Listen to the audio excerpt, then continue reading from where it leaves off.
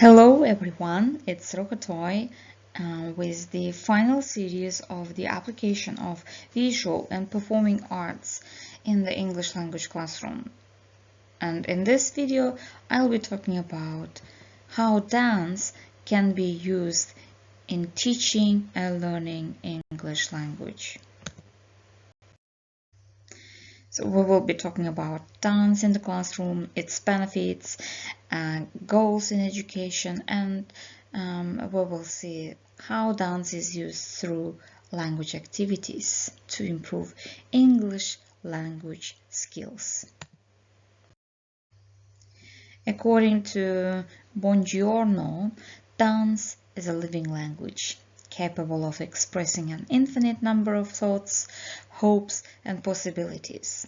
And as we are also learning English language, dance with its bodily and kinesthetic movements could really help us in this very process. When we use dance in the classroom, it's a type of artistic movement using our bodies and movements, and it is made from imagination, words, feelings, and moments. If we use dance in our teaching and learning process, it could really help and beneficial to all types of learners, especially for kinesthetic learners.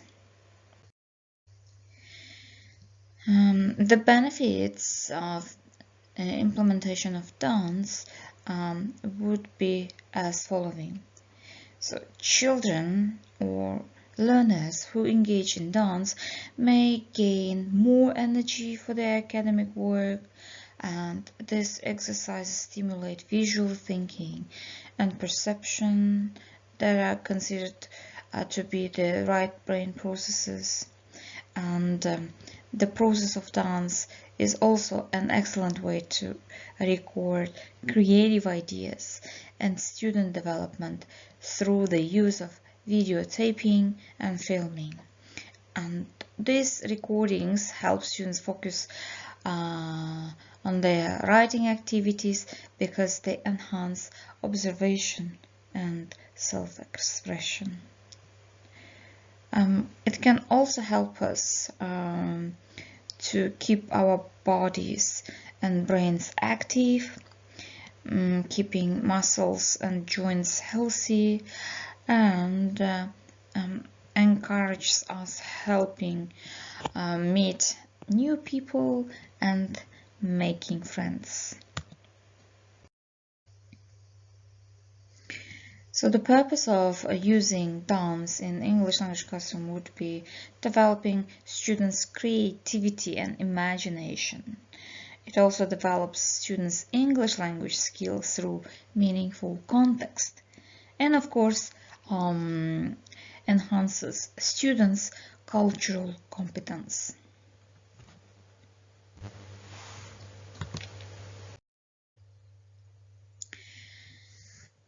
Different cultures have various dance movements, and each of the culture has their own meanings for their movement. For example, if in Indian dance, hand movements might mean wetness, sadness, taste, romance, melted butter, oil, or fighting with others,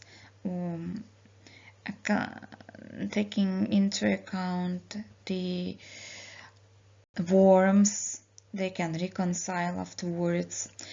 And in the Uzbek dance, some of the movements might mean beautiful face,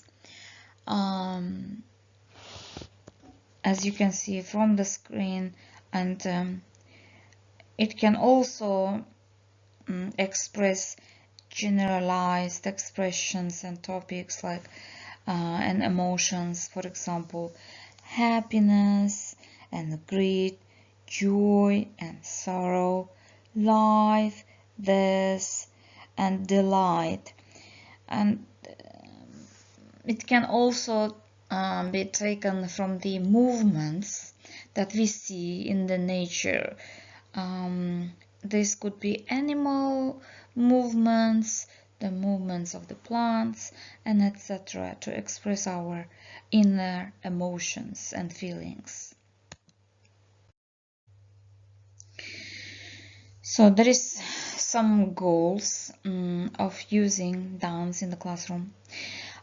It develops students' knowledge about dances of different cultures.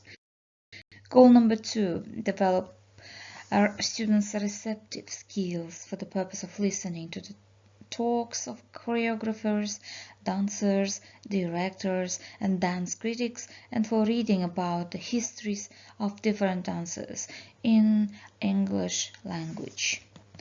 Goal number 3 is it enhances students' productive skills for the purpose of presentations, research, discussions, and debates, and for reflective and creative writing.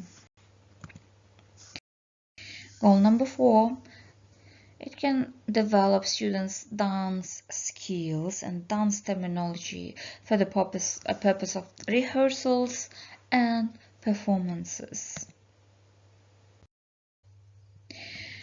So the elements of dance could be taught to the students before the implementation of it. So these are the terms and terminologies in terms of time, space, energy, weight, body, and movement concepts. As for me, I was able to integrate the dance content into preset curriculum to produce the project work at the end of the month, developing and enhancing language skills. So the class was called Integrated Skills, having reading, listening, writing, and speaking. And the topic I got was cross-cultural communication, and at the end they produced project work and uploaded everything into their portfolios. These are some of the vocabulary activities I did in class, that is about brainstorming, crossword puzzle game, and pantomime. So as for the pantomime activity, they would pick a card and pantomime the dance shown in the picture, and the rest of the class would guess what kind of dance it is or which country does it belong to. So these cards were given to them for miming and guessing. Yeah, and then I also taught some elements of Uzbek dance, which is all about elegant movements of the upper body mainly. So in the Uzbek dance, the arm movements range from beautiful arcs above the head to fluid sweeps across the body, and are then complemented by hand gestures and wrist circles. The chin and shoulders serve to accentuate particular beats in the music.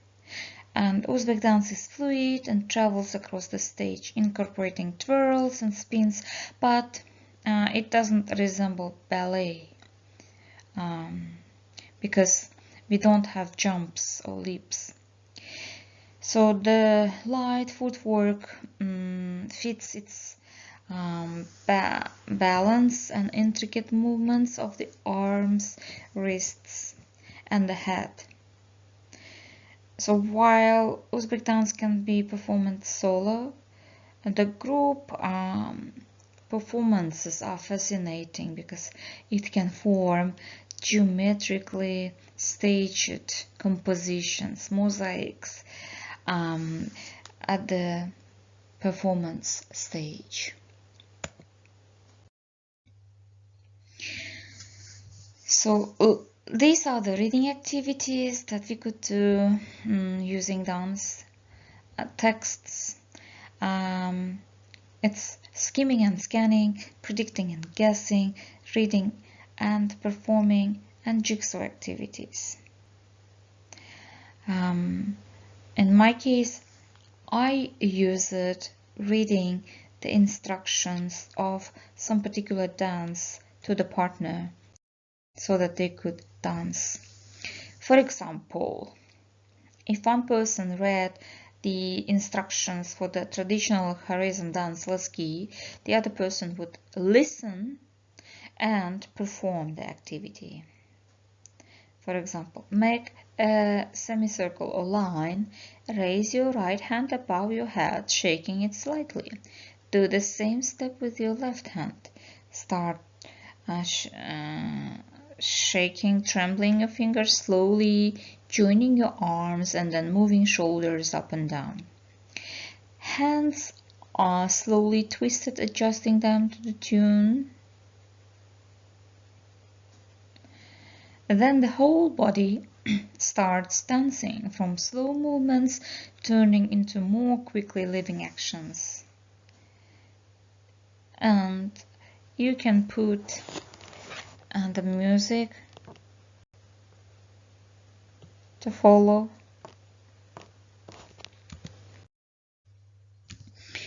And so that is Lasky performed in a classroom at the preparatory stage.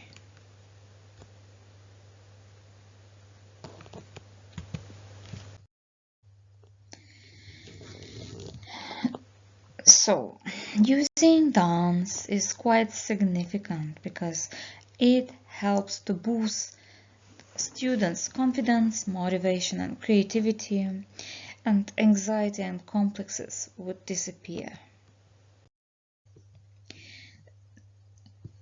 As for the listening activities, there is many that you can do. You can put some videos to watch. There is listening and performing, gap filling, information transfer and matching activities. In my case, I did listening to the partner and perform to the dance.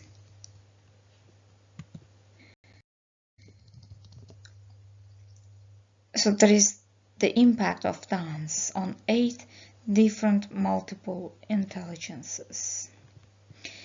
It helps with the logical mathematical intelligence because we can count numbers here.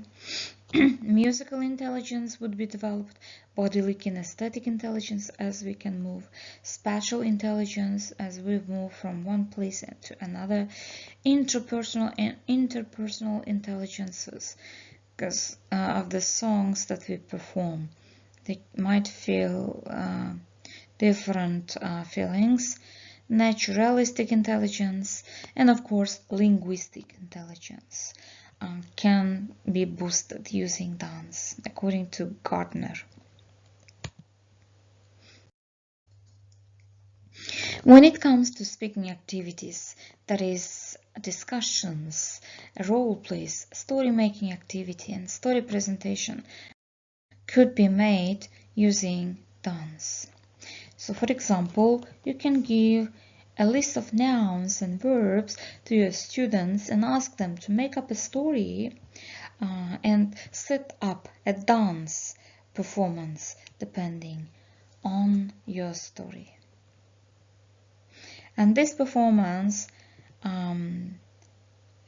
could be staged in front of the audience while some of the students read the ready-made story, the rest of the students in the team could perform it in front of others.